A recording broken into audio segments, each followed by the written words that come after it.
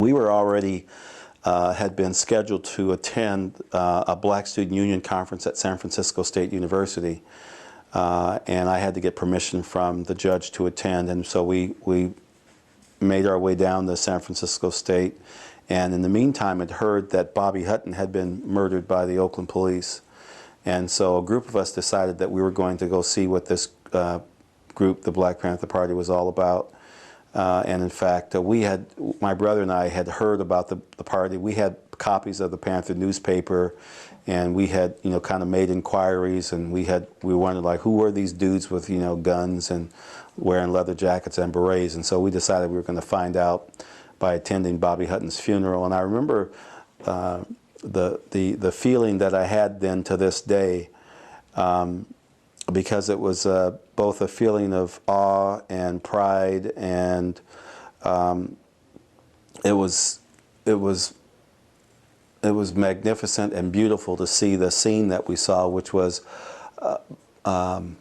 black people seemed like for miles in leather jackets and berets, and people standing around, and it was like it looked like a black army.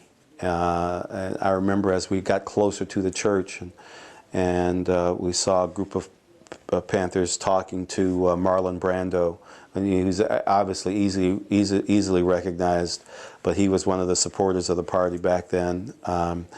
And as we got to the church, then the streets were lined with both men and women in leather jackets and berets. And as we got into the church, when there was time for the community to view the body, and they were letting this long line of people from the community in, and we were in this long line, got inside the church, and it was lined with both men and women all the way around the church with shotguns and bandoleros on. And it was just it's just hard to imagine the sight and the feeling seeing that.